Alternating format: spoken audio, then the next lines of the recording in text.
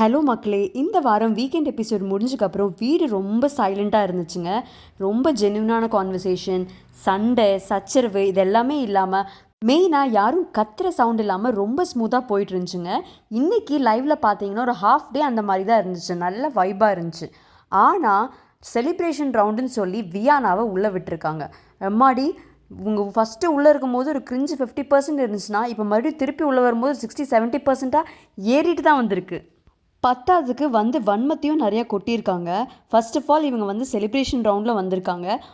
கொஞ்சம் decency maintain பண்ணி ஹாப்பியாக டைம் ஸ்பெண்ட் பண்ணியிருக்கலாம். பட் இவங்க அது பண்ணல. உடனே விக்ரம் அண்ட் சாண்ட்ராவை டார்கெட் பண்ணுற மாதிரி வன்மத்தை கொட்டி வச்சுருக்காங்க. அதில் விக்ரம் ரொம்ப இமோஷ்னல் ஆகி ஒரு மாதிரி அழுக ஆரம்பிச்சிட்டாங்க. நான் இந்த வீட்டிலேருந்து போயிடுறேன்ற அளவுக்கு பேச ஆரம்பிச்சிட்டாரு. சாண்ட்ராவும் ஒரு பாயிண்டில் பிரேக் டவுன் ஆகி அழுக ஆரம்பிச்சிட்டாங்க. அதாவது வியானா காமெடியாக சொல்லியிருப்பாங்க, எப்படியோ 2 பேரும் எங்கள் வீட்டிலேருந்து அனுப்பிச்சிட்டிங்க அப்படின்னு. அவங்க மீன் பண்ணது பாரு அண்ட் கம்முவை. அப்போ வினோத் ஆமாங்கிற மாதிரி காமெடி பண்ணியிருப்பாங்க. அதில் ஹர்ட் ஆகி சாண்ட்ரா அழுக ஆரம்பிச்சிருப்பாங்க. வியானா எவிக்ட் ஆகி போகும்போது ஒரு பாசிட்டிவில் தாங்க போயிருக்காங்க. பட் ஸ்டில் அவங்க திரும்பி இந்த அன்வான்ட் வெஞ்சன்ஸ் கேமை எதுக்கு ப்ளே பண்ணுறாங்கன்னு எனக்கு தெரியலை. இதில் ஒரு பர்சனல் வெஞ்சன்ஸ் தெரியுது, அதுக்கப்புறம் ஒரு வயிற்றெரிச்சலும் தெரியுது. ஏன்னா இவங்க கானா வினோத் கிட்ட மட்டும் ரொம்ப க்ளோஸாக இருக்காங்க. ஸோ வெளியில் அவருக்கு ரொம்ப சப்போர்ட் இருக்குன்னு தெரியுது இல்லையா. அவர் தான் டைட்டில் வின் பண்ண போகிறாருங்க அவங்க நினச்சி கானா வினோத் கிட்ட ரொம்ப க்ளோஸாக இருக்காங்க.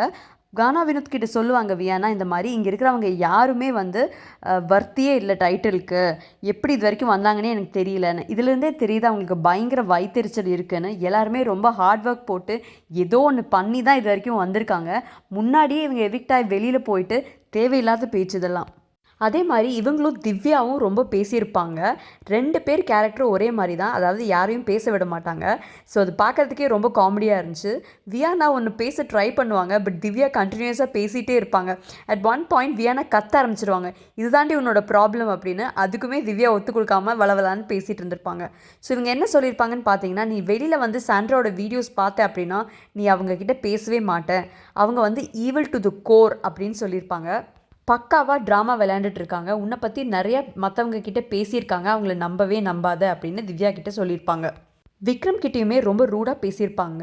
உனக்கு வச்ச பேர், அதாவது விக்ரம்ங்கிறது ரொம்ப கரெக்டான நேம், ரொம்ப ஆப்டான நேம்.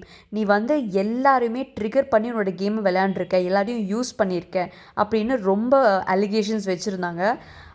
இவங்க சொல்கிற அளவுக்கு இல்லை, அவர் ஒரு பாயிண்ட் ஆஃப் இதில் ஒரு கேம் விளையாண்டு தான் இவ்வளோ தூரம் வந்திருக்காங்க. பட் இவங்க இந்த அளவுக்கு சொல்கிற அளவுக்கு இல்லைன்னு தான் நான் நினைக்கிறேன். வியானாவோட ரியாக்ஷன் பார்த்து மற்ற கண்டஸ்டன்ஸ் எல்லாமே, ஐயோ இனி வரப்போகிற கண்டஸ்டன்ஸ் எல்லாமே என்ன வன்மத்தை கொட்ட போகிறாங்க, என்ன நடந்தாலுமே நம்ம பிரேக் டவுன் ஆகக்கூடாதுன்னு பேசிகிட்டு இருந்திருப்பாங்க.